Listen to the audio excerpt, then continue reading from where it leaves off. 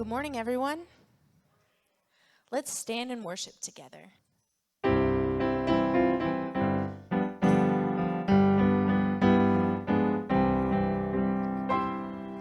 Sing them over again to me, wonderful words of love. Let me more of their beauty see, wonderful words of life. Words of life and beauty, teach me faith and duty. Beautiful words, wonderful words, wonderful words of life. Beautiful words, wonderful words, wonderful words of life. Christ the Blessed One gives to all wonderful words of life. Sinners listen to the loving call, wonderful words of life. Also freely given, wooing us to heaven. Beautiful words, wonderful words, wonderful words of life. Beautiful words, wonderful words, wonderful words of life. Sweetly echo the gospel call, wonderful words of life. Offer pardon and peace to all, wonderful words of life. Jesus only Savior, sanctified forever. Beautiful words, wonderful words, wonderful words of life. Beautiful words, wonderful words, wonderful words of life. From Colossians 3:16 and 17. Let the word of Christ dwell in you richly in all wisdom, teaching and admonishing one another in psalms and hymns and spiritual songs, singing with grace in your hearts to the Lord. And whatever you do in word or deed, do all in the name of the Lord Jesus, giving thanks to God the Father through him.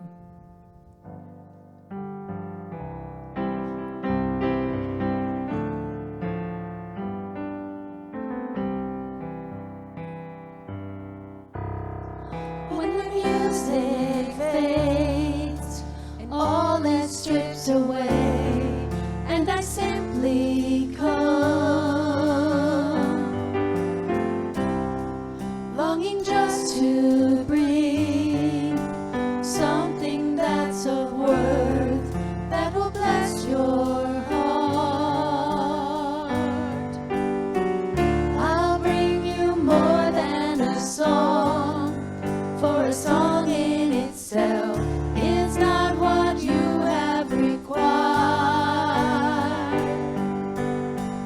You search much deeper within, through the way things up here. You're looking into my heart. I'm coming back to the heart of worship, and it's all about you, and it's all about you, Jesus. I'm sorry, Lord, for the thing I made it. When it's all about you, when it's all about you, Jesus.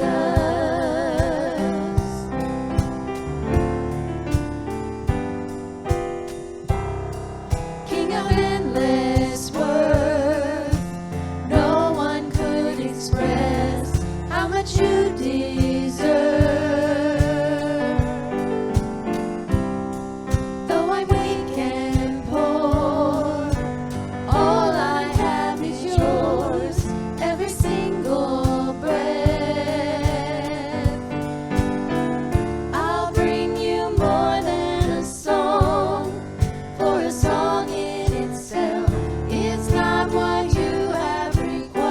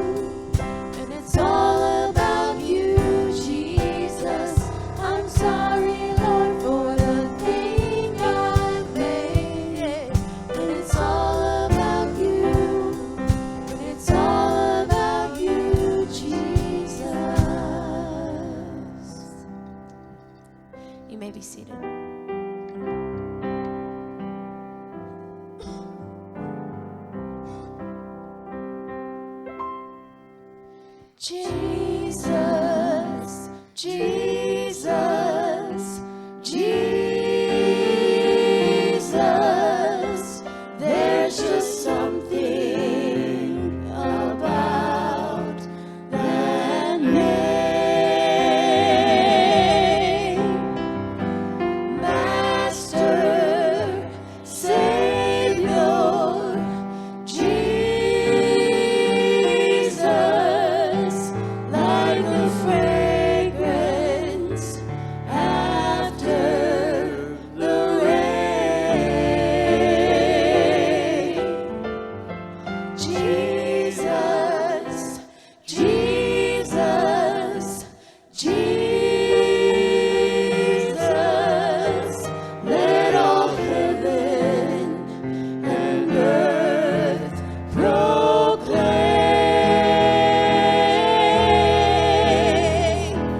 Kings and kingdoms may all pass away, but there's something about that name. Jesus, Jesus, Jesus. There's just something about that name.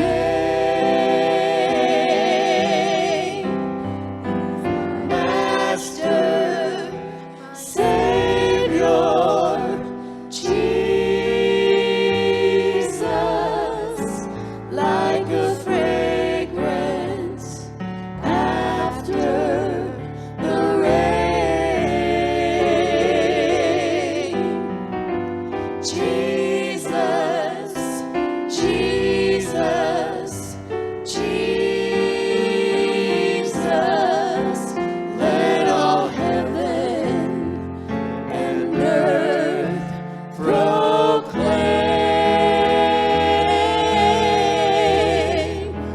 Kings and kingdoms may all pass away, but there's something about that name. Kings and kingdoms may all pass away, but there's something about that name.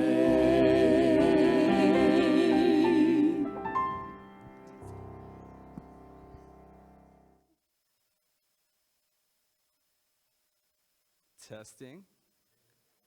Can you all hear me? Hi. As Mary was mentioning, we have Emmaus that's going on, so you've probably seen your bulletins that the pastor is not here this week. And whereas we do have a lot of great other pastors, like Mary, like Mike Sparks, and others within this church, somehow or another, I was asked if I could give the message this morning.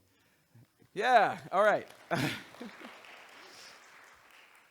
This was at least my fifth time being up here giving a message. The other four times I can think of, twice I was up here and I was getting us into the Advent season with a message. And then the other two times I was up here and I was talking about the 3 chairs, if you guys remember those. This is the first time I've been asked to give a message with no guidelines. So as you can see, I'm up here, no guidelines, no paper. I know what I'm going to be talking about, and I am going to be talking about things that I know, which is generally what we want to do while we're up here. And this, generally what we want to do while we're up here. So if you've been here the last few weeks, following along what the pastor's been preaching on, you know he's been talking about parables, right? And so what are parables? Anybody want to throw that out? I like interaction. Yeah, there's stories. And the stories are there to basically give a lesson so people can better understand what's being taught. Parables are taking something that may be new to someone and putting it into a form that they can understand, right? So he was talking about the kingdom of heaven being like the pearl of great value. So the person goes and sells everything they have so they can buy that pearl. Or the treasure that's in the field. The kingdom of heaven is like the treasure the guy finds in the field. He sells everything he has so he can buy that field. Parables. And again, it's stories that help people understand maybe a new concept and simplifying things. So for me, I'm not necessarily going to be telling a parable, but along the same lines, I'm going to be talking about what I know. Where I'm not a preacher and I'm not ordained. I am a chemical engineer. And I work in a chemical manufacturing process. Does anyone else work in some sort of chemical industry? Anyone? Awesome. This should be a great learning opportunity for all of you. I started out as a chemist working in a lab where I was testing, doing things called assays, where you basically test the quality of your chemical before you can send it out. That's where I started. And then I moved on to working as a process engineer. And as a process engineer, essentially, you're working on the chemical manufacturing process, and if anything goes wrong, you fix it. If you want to make the system better, you go through a process, you find out how can I make this better, and you do it. Essentially, whatever your boss tells you to do, you do it to the best of your ability. Also safely. I found that out really quickly. If they tell you to do something that's not safe, don't do it. Then I moved on and I worked in automation. I was an automation engineer. And as an automation engineer, it's essentially the same thing as a process engineer, except you're doing the whole process work from a computer. You have now taken a computer to replace what would manually be done. And so you have things called process logic that basically tells each step of that process what it needs to do. You need to increase the level on something, you open this valve. Where it used to be someone literally going out and cranking a valve, now the computer does it automatically with error. It's great. However, when things go wrong on that, I'm the one who has to go in and fix it. That's what I did as an automation engineer. We still have people who could go out and manually open and close valves if they needed to, but for the most part, it was an automated process, and that's what I took care of. And then I transitioned to what I'm doing now, which is safety engineering. And so I am a safety engineer up at Elanco, still chemical manufacturing process, and what I specifically work with is process safety management. Okay, I asked if anybody's ever worked in industry, and I didn't get any hands raised, but I'm going to ask this question, I hope a lot of people raise their hands. Who has ever had to work and be governed by OSHA? There we go. So, my job where I work, I'm over process safety management, which is OSHA 1910-119. Okay, so if you know your number mumbo jumbo, that's what I'm specifically over, 1910-119, which says, if you have what we call highly hazardous chemicals, thou shalt follow these simple rules. And there's 14 of them. It says if you make a highly hazardous process using a highly hazardous chemical, the first thing you need to do is assess that process. You need to do a process hazard analysis. And what that means is you sit down in a room, you get the design from the people who designed that process, and you go over every piece of equipment and how that piece of equipment can break, and if it breaks, what's your consequence, how bad is that consequence, and how likely is that to happen. And then you rank it. And if it's a high ranking, which is a no-no, you have to come up with a recommendation on how to keep that from happening. And so that's the first step in process safety management. If you're going to have a hazardous process, you need to look at it first and decide what are the risks that I'm actually taking. And when you do that, you come up with your recommendations. And I have sat through, in my 10 years of doing this, at least 50 process hazard analyses. And in doing these, you always come up with a bunch of recommendations. Some of them are harder to do than others. Some of them are simply, well, that material can react with that material, so don't use that material, right? Simple. Sometimes they say, well, you need to install a completely new system to make sure you're safe. So, once you have that done, you implement your recommendations, and then you create a thing called process safety information, which is your little booklet from the thou shouts. This is everything I've done to follow the thou shouts from PSM. This is what's keeping my system safe. If anyone has any questions, they can look in this book, right? Okay.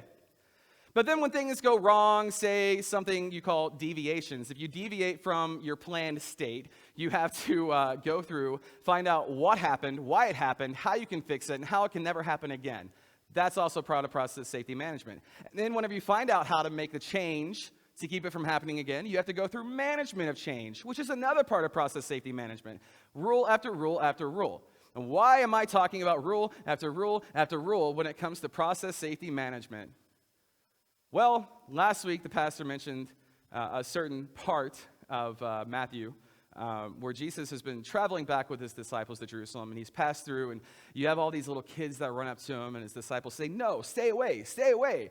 And Jesus says, "No, let the little children come to me," right? The kingdom of heaven belongs to such as these. And immediately after that, we're introduced to a rich young ruler, which hopefully will be coming up on the screen.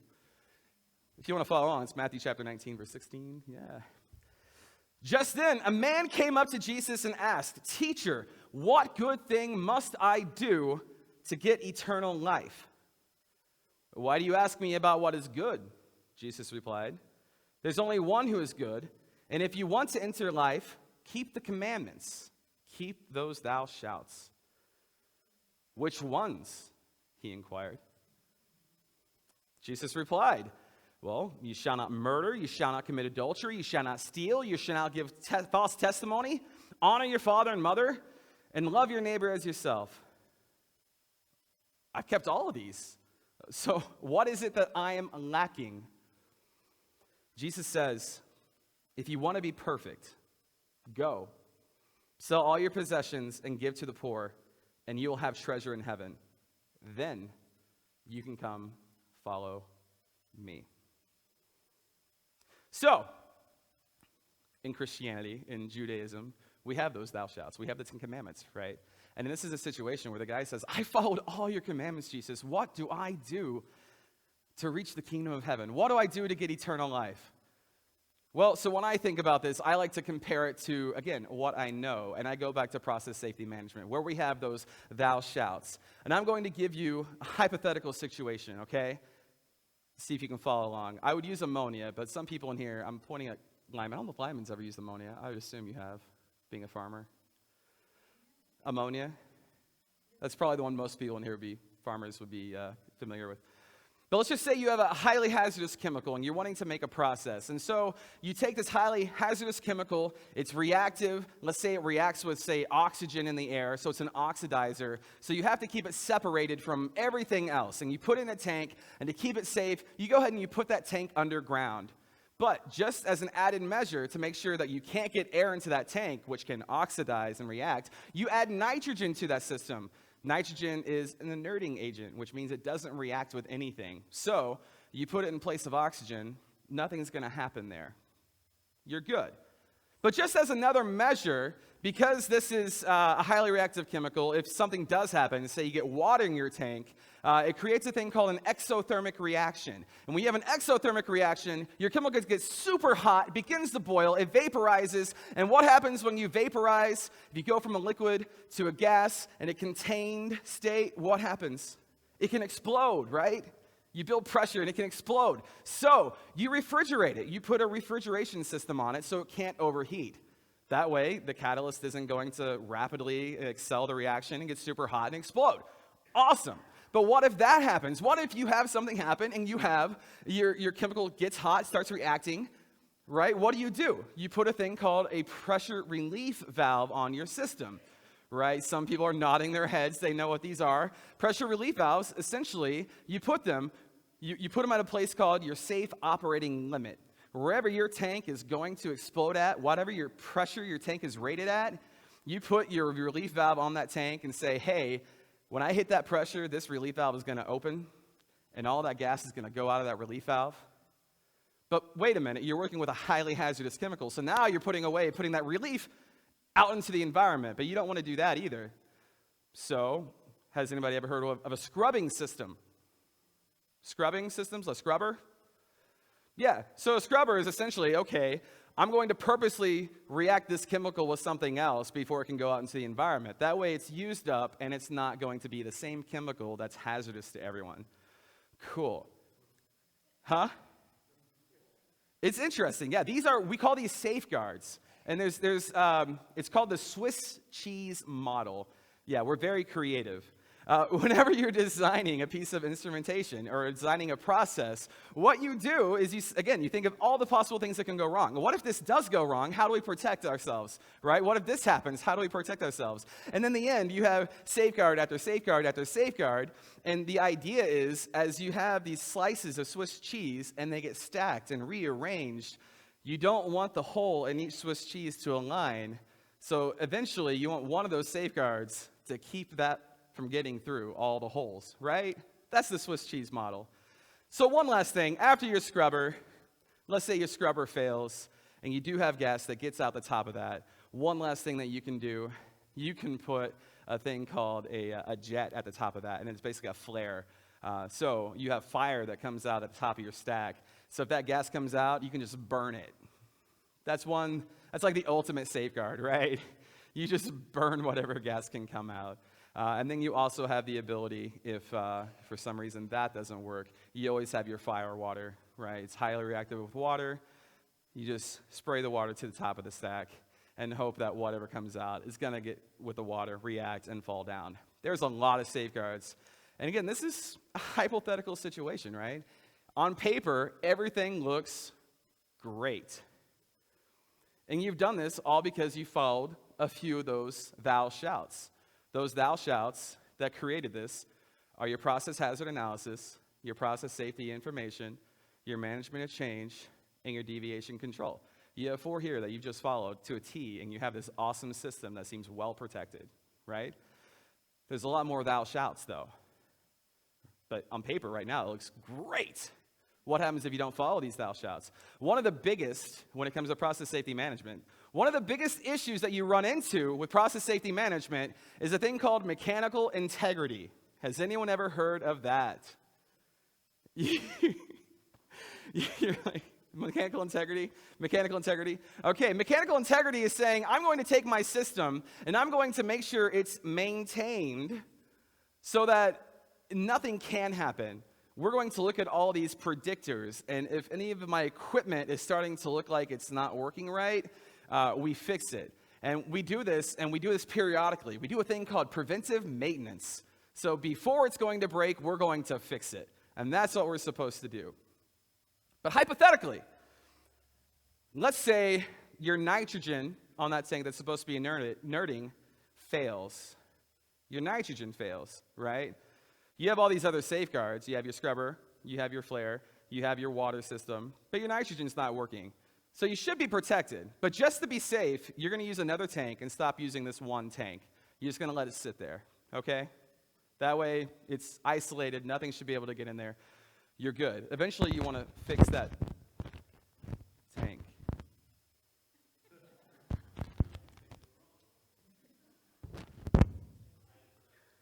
Huh? Mic check?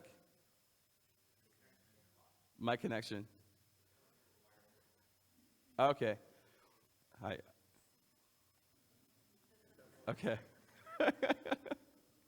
So, again, if your nitrogen were to fail, you take the precaution of just taking it off the system. But eventually, you can't figure out what's wrong with your nitrogen system, so you're just saying, well, we're going to decommission this tank. But I still have my highly hazardous chemical in here because I can't do anything with it. I can't take it out because it's hazardous, it's reactive. If I take it out, I'm on more risk of having an accident than if I just leave it there underground, okay? Years go by, and you're like, well, if I'm not using it, I don't have to worry about a runaway reaction happening, so I can take the refrigeration system off of it. That's fine. So now, it's not being used. It doesn't have nitrogen on it, but since it's not being used, I don't need the refrigeration because it shouldn't have a possibility of having this runaway reaction. So I take that off. Nice. Okay, and then a couple years down the line, you do some maintenance, and you realize, okay, I actually have corrosion on my flare. So there's some piping that if I were to put jet fuel through there to make this fire, it's just going to come out the side because I have holes from corrosion. So I'm going to take this system down, I'm going to fix it. But, you know, it's not that much of a risk. We've never had to use this, so we're just going to continue running our process with this flare down. It's all right, though. We still have our scrubber, right? And the tanks that we're using, we still have our refrigeration systems. We still have our nitrogen. We're good. But this one tank here, this one little hole in our Swiss cheese, right? This little hole in our Swiss cheese no longer has its inertia, no longer has its refrigeration. It's sitting there, and it no longer has a flare to protect if something does happen. You still have your relief valve. You're not going to explode. Thank goodness.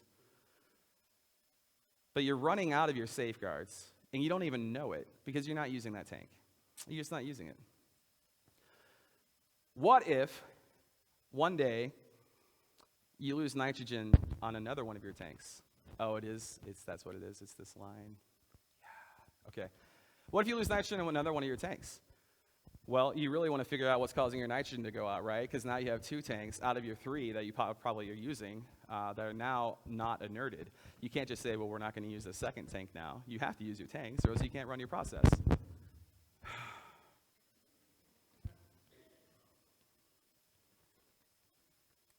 Okay, I'm going to hold this.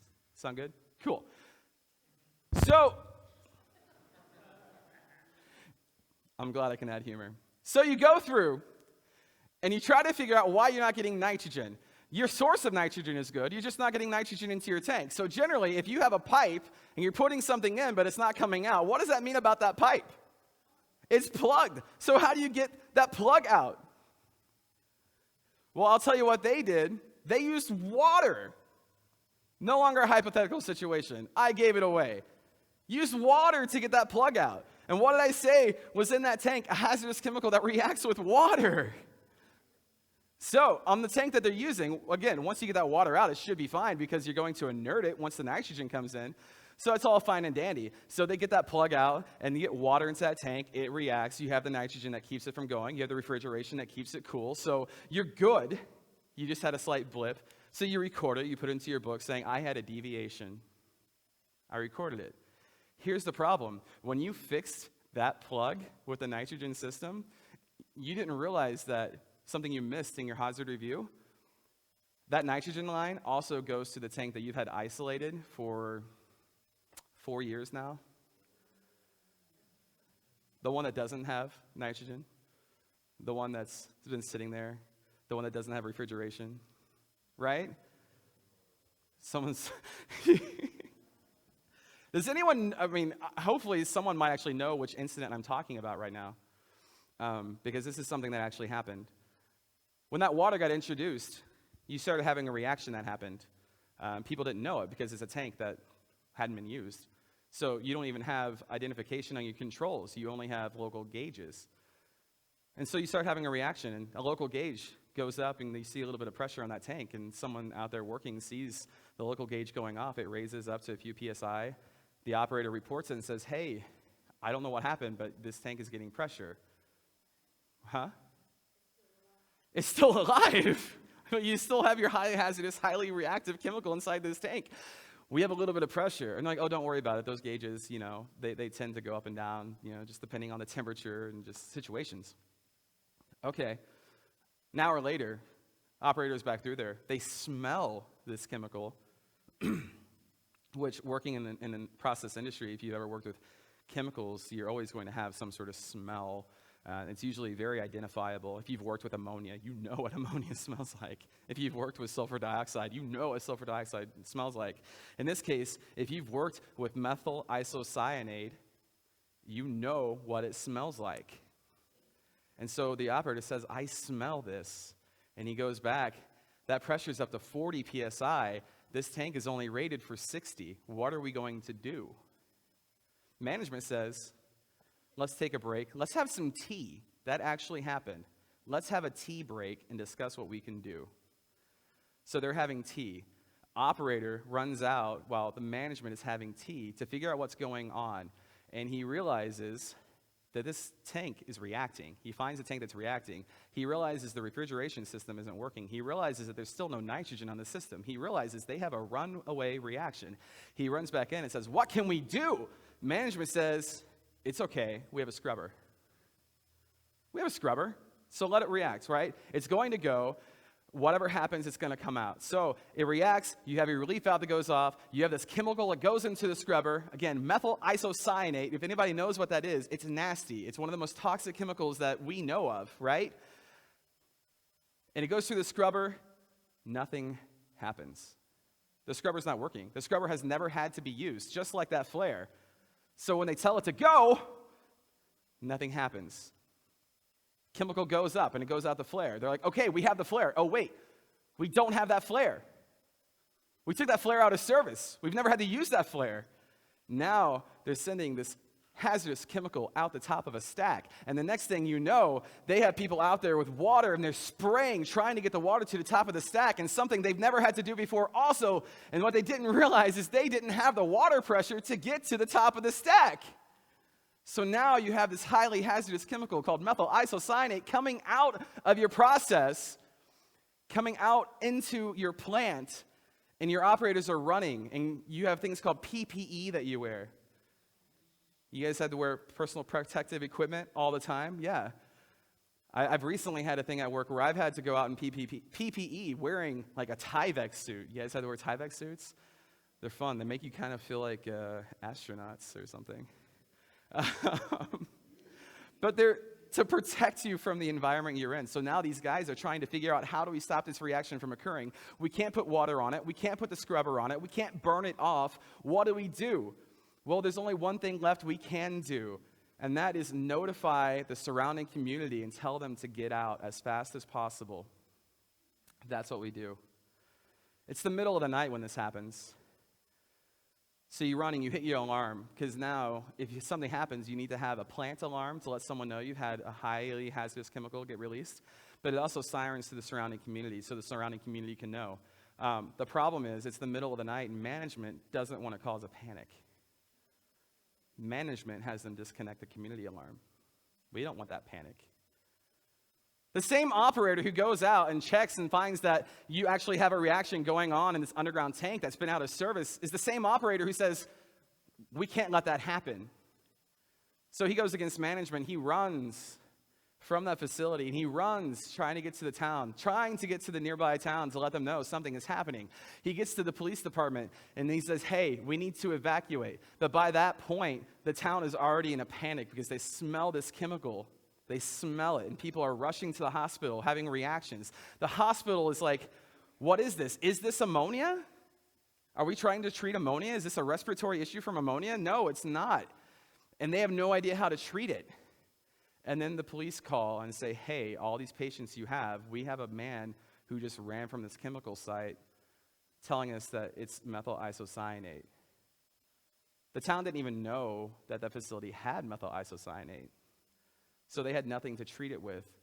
And in one night, this chemical release killed over 5,000 people in a small town called Bhopal, India, in 1984. You guys have heard that, right? Union Carbide? Yeah? Okay, you younger folks probably definitely haven't heard of that. But this is one of the things that I have to remember as I do my work. This is one of the things. When you have safeguards, you have all your thou shouts that go with those safeguards. And one of the biggest thou shouts is, if you take away a safeguard, you update your PSI, your process safety information.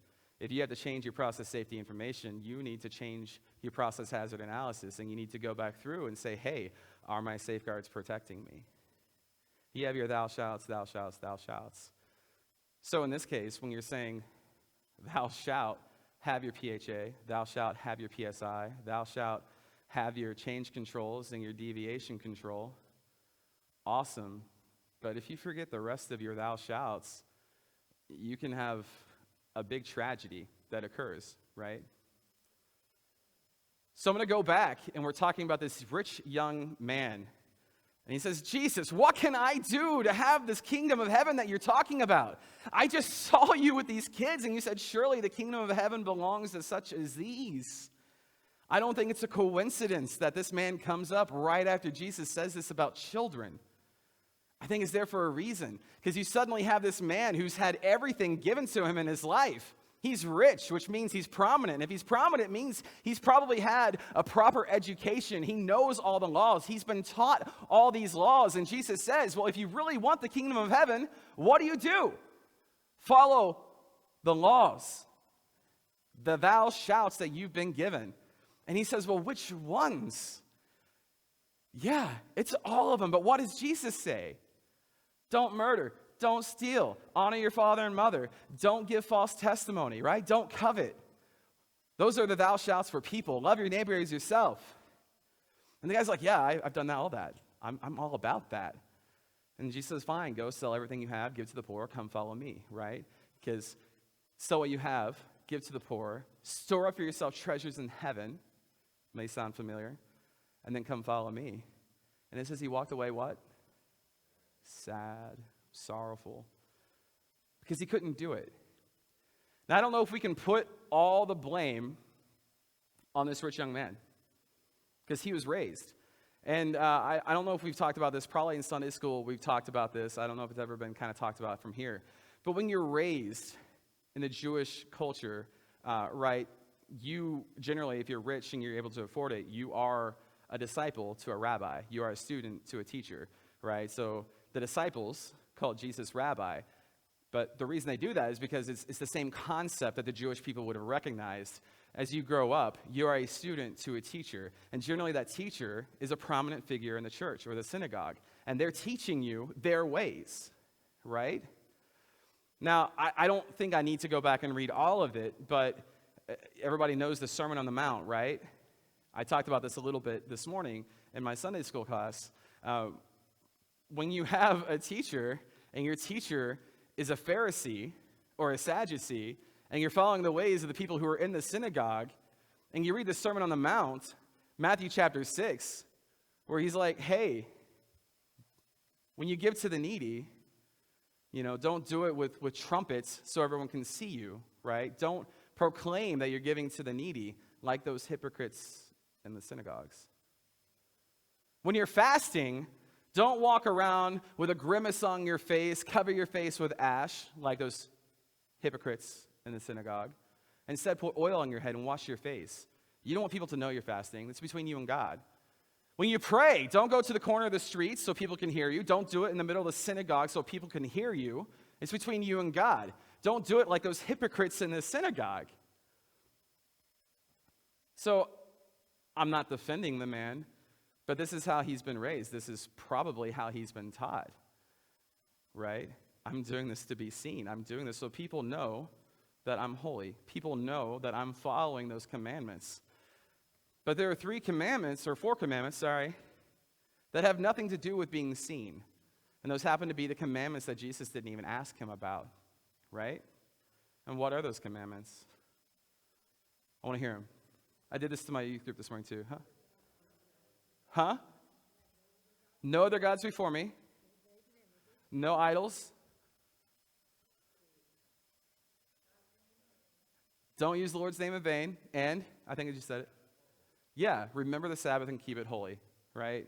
And those are the 4 things that, it's really hard to show that you're outwardly doing this.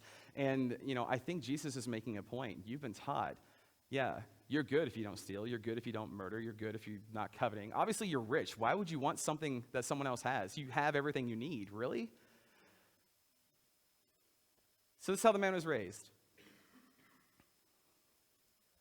And I like to compare this, like I said, I like to go back to my process safety management because it's one of these things that whenever you're raised in such a way, you're taught such a way, you're really, you're up to the, the mercy of your teacher, right? So when you have Jesus handpicking his disciples and he tells them, come, follow me, right? I'm going to make you fishers of men. Forget about what you've been doing, right? Forget about what you know. Come follow me and I'll teach you the way it's supposed to be done. Right? And then when you have the Pharisees that come and they challenge Jesus and they say, what's the greatest commandment, right? It's just really funny that the rich man is like, which commandment do you want me to follow, right? All of them, they're thou shouts. And so Jesus again says all of them that are about people, loving one another. But whenever asked by the Pharisees and Sadducees a test, what's the first one he says? The first commandment is, love the Lord your God with all your heart, all your soul, all your mind. The second commandment is what? Love your neighbor as yourself, which is the one he told the rich young man. He didn't say anything about loving the Lord your God with all your heart, all your soul, all your mind, because that should be a given. If you want into the kingdom of heaven, right, if you want eternal life, if you want to love God, then you're following those first 4 commandments. If you are loving God, you're following the first 4 commandments. The others are about loving others, and those can be kind of the harder ones. And those are the ones that, again, they make you look good because you're doing good. I mentioned this morning also about, you have a lot of times today, it's the same thing. You have youth that really, they idolize people, and they see what people are doing in society, right? You have a lot of rich people who, let's say we just had Hurricane Ian. That's right, I was down in Florida this week. It's not. I know it's not. I was made fun of at work, though. Are you supposed to be in Florida? My favorite, though, is that someone pointed out that I destroyed a $2.1 million car. So, but there's a good chance that you will have celebrities, you will have rich people in society, those who have power, who say, I, in my position, in my holier-than-thou spot, am going to pledge $1 million to their relief efforts. What am I relieving? I don't know. But take the money because it makes me look good. And that's what kids know. That's what kids see. They see you can get away with being whatever, committing the adultery, committing the crimes against God, saying whatever you want to say, but as long as you're giving and doing good in other ways, it's fine. And it's important that we know that's not fine. If you're on paper and you're looking at all the things someone does, but you don't see what they're doing behind closed doors, that doesn't really sum up who they are. And that's why I'm bringing up Bhopal. Bhopal is a very big learning experience. Bhopal actually is the reason we have process safety management. Union Carbide immediately came out and said, guys, guess what? We were sabotaged. It wasn't our fault. We do good. We gave millions and millions of dollars to these people living here in this small town of Bhopal. And by small town, it's about 1 million. But we've gave millions and millions of dollars into their economy. Like, these people are wealthy. These people are able to get food and support their families because of us. And someone has come in here and put water into that tank and destroyed everything. Again, when the Indian government came in and did their investigation, they found that that pipe that connected into the isolated tank was not on any drawings. It was not on any process safety information. No one there knew that that pipe was there. All they had to do was do their general walkdowns, their audits, which, again, is part of process safety management, auditing. That's all they had to do, and they didn't. And so now you have Union Carbide with egg on their face. Does anyone know who bought Union Carbide? Dow. Dow Chemical. And what did Dow do within a year of buying it? They closed it all down. There's nothing you can do in that case. They couldn't fix it. But you know what they did do moving forward? Dow is the one who created the original concept for process safety management. Dow is the one who created the HAZOP process. Does anyone know what a HAZOP is? No? So it's short for hazards of the operation. A HAZOP process says when we sit down and we do our process hazard analysis, we're going to have a template, and you're going to go through every single way that this can go wrong. So you're going to have on this list high pressure. Okay, how can you get high pressure? List all the different ways you can get high pressure. Okay, all these different ways you can get high pressure. What's the consequence of that? How much pressure can you get? What happens if you hit that pressure? Okay? What's the likelihood of that happen? And then what's the severity of that consequence? We're going to risk rank it. You're going to do those recommendations like I was talking about earlier. That's what a PHA is. That all came out of Dow, who bought Union Carbide. Back in those days, we didn't have PSM. We had the rules. We had general understanding. Yeah, we know that you don't want to blow up a process. We know that you don't want to have any high-pressure situations. We know those things, and we're going to make sure on paper that we're telling you that we're doing those things. So I like to think that rich young ruler, we actually don't know what happened to him, right? All we know is that he walked away sad. And Jesus used them as an example. It's easier for a camel to go through the eye of a needle than for a rich man to go to the kingdom of heaven. But I like to think there's hope, because he just met another rabbi. Right? His rabbi, when he was young, probably led him astray. His rabbi, when he was young, showed him, these are the commandments that you follow. These are the commandments that'll get you ahead in the church. These are the commandments that help you succeed. But then you have Jesus. He goes to Jesus. Well, I've heard all these commandments. I've found out how to get where I need to be in life. I'm rich. I'm prominent. I'm a cool guy. But how do I get this kingdom of heaven that you're talking about? I've never heard about that. And Jesus tells him. It's a hard lesson, but we don't know what he did. We just know he was sad. And we know from what Jesus said afterward that it's going to be really, really hard for him to get to that point where he can follow Jesus' teachings and he can become a disciple and a follower of Christ. Jesus never says that he can't. We all can. We're all given grace, right? Grace can be a hard lesson for a lot of us. In this case, when I think of grace, when you take it to this Bhopal incident, I mean, a lot of bad things happened. A lot of people were hurt. You have one guy, literally just one guy, who realized the gravity of the situation and really ran on foot from his plant to the police department to try to let them know this is an issue, right? One guy. I'd like to think that one guy showed a lot of grace, but he was one of the whole. He was a part of the whole. So holistically, that was a really bad company with a really bad incident. But just because there's a bad company with a bad incident, you have a part that was good. That one guy showed grace. That one guy showed a little bit of redemption. That one part of the whole. So I just want you to think about this. We as leaders, most of us are adults, we don't even know who's following us. We probably don't even know who sees us and sees what we're doing out in public. Like I said, I was going to try to be short.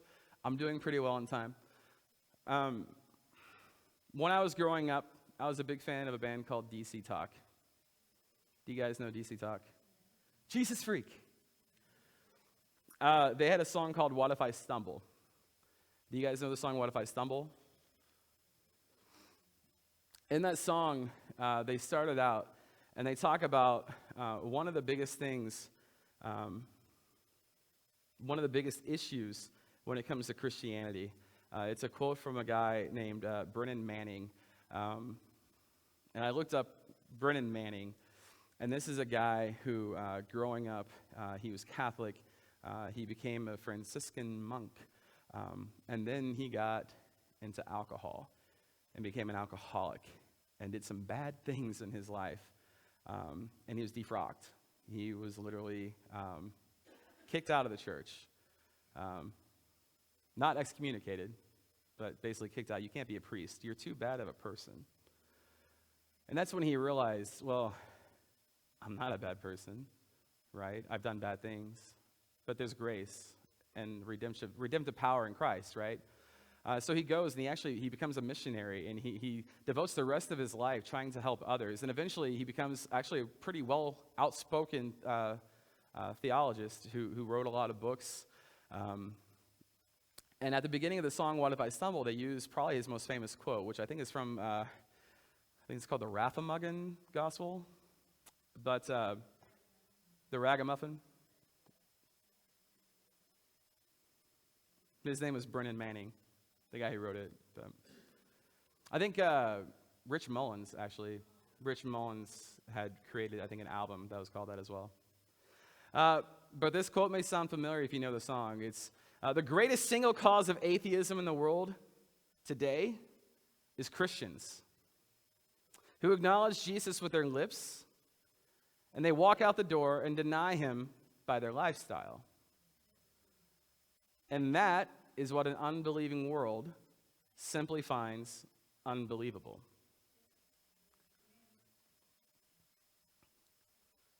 So, I think what this whole message today is just a lesson. It's a lesson that on paper, all of us can look pretty on the outside. All of us can look like we're doing what we're supposed to be doing on the outside. Jesus calls the Pharisees whitewashed, right? On the outside, they're nice and pretty and coated in white, but on the inside, what are they? They're used, they're dirty. He calls them a bag of bones. It's just, right? And sometimes we may forget that that in our lifestyles and what we do and some of the things that we may be exposing the kids in our lives to or those who are outside the church, when they come talk to us, will they realize that we are Christians by our lifestyles, by what we say to them, by the way we act or converse with them? Will they know? And, I think that's a hard lesson for a lot of us because eventually the outcomes, it may not be until years later, but someone who you impacted in their life is either going to go one way or another, right? They're going to have this big breakdown and they're going to fall away from Christ, or they're going to remember how you treated them. They're going to remember the Christ-like love that you gave them.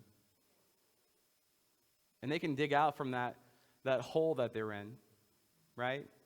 So I think that's something that all of us need to remember is, one, the influence that we have on others, and one, that no matter how much we say that we follow all the Gospels, if we're not loving God, not following Gospels, but following the commandments, if we're not loving God and loving others, there's no way that we can. No matter how great we look, if we're not loving God and following His commands and trying to do everything we can, giving up our livelihoods, if need be, to help others, then we are not following what God and Jesus have commanded us to do.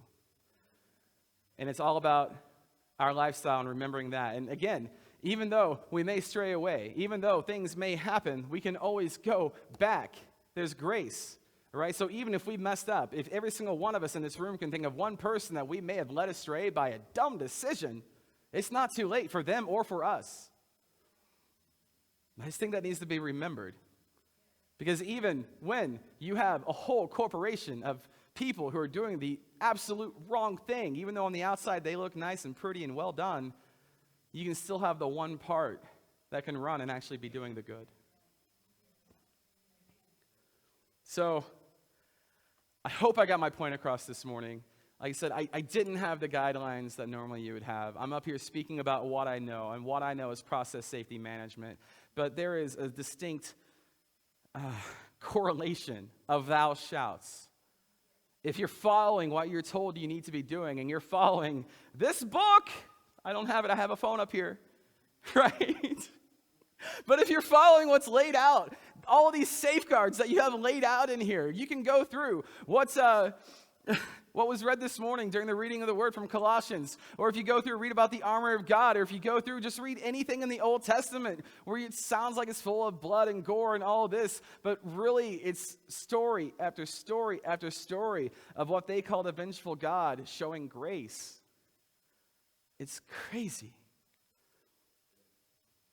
It's never too late to go back. Now, I don't have a way of finishing this message. Maybe I should have written that down. But it's okay. It's okay. But as you go out today, I just want you to remember that wherever you are in life right now, whether you've been a Christian for 50, 60 years and you think that you're set, maybe there are these little holes in your Swiss cheese that you can recognize and work on.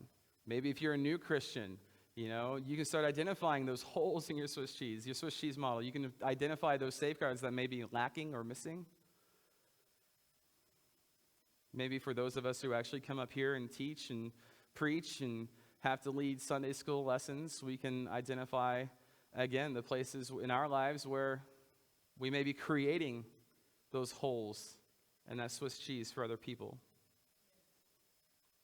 Whatever situation we may be in, I just think we can all think about it and know, and at least think of one person in our life that we've affected in some way that may be hurting them. And know that, again, it's not impossible. It's not impossible to bring them back.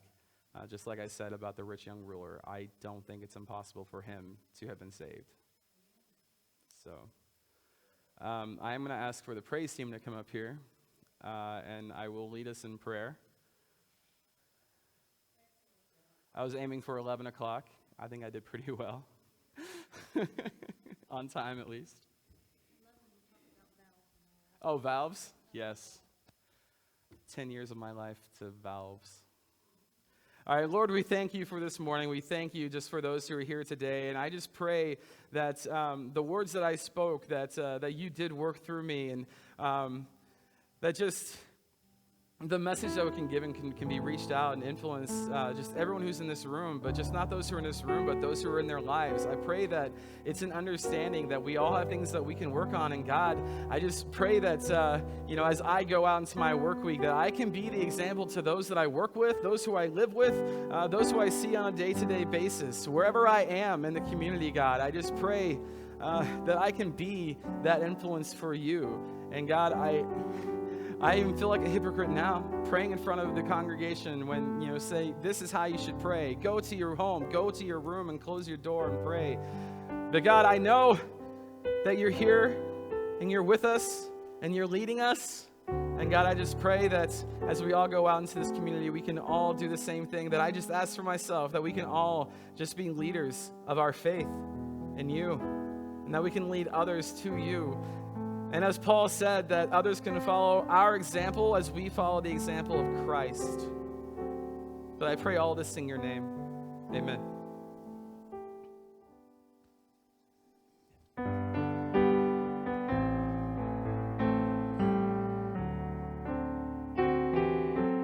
Let's stand. Draw me close to you.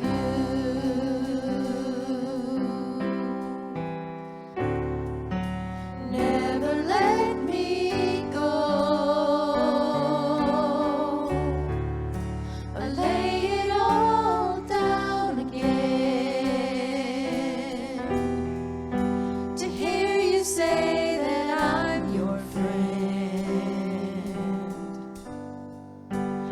You are my desire.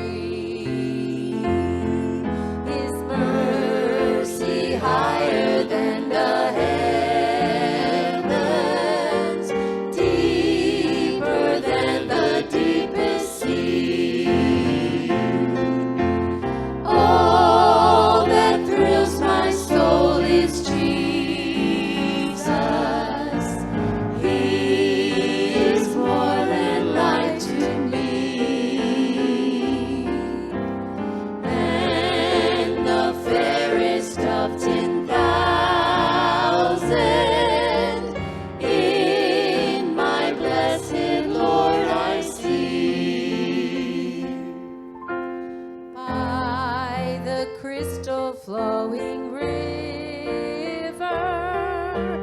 With the ransomed I will sing, and forever and forever I'll praise and glorify my King. All that thrills my soul is Jesus. He is more than life to me. And the fairest of 10,000 in my blessed Lord I see.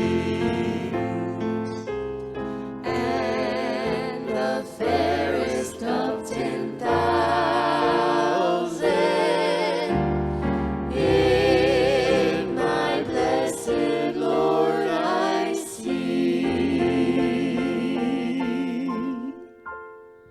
You may be seated. I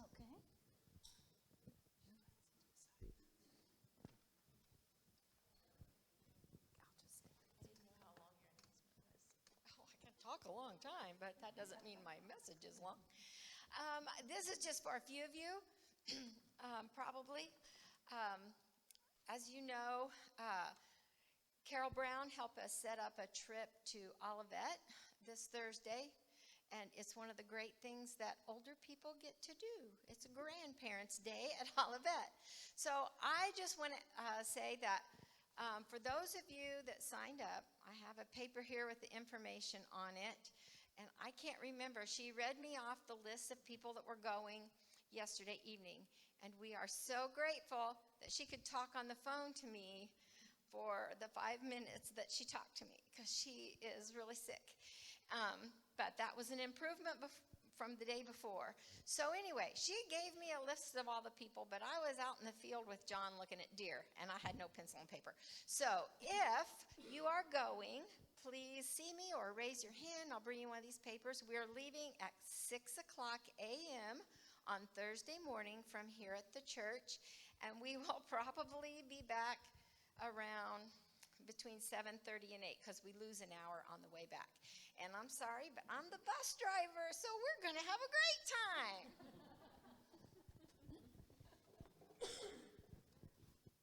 All right, let's stand for our last song. All right, I know that Jeannie's not here. She is going to start a sing-along this Thursday night. It'll be over in the fellowship room. She's just trying to generate it's for the whole community. Whoever wants to come, they're going to sing old songs. She's trying to think of, I think her purpose was for those who are maybe in memory care, but anybody can come. You can be a blessing. If you want to, you have an evening free and you want to come, you can. And it's in the bulletin. Off the top of my head, I don't know what time it starts, but it is in the bulletin.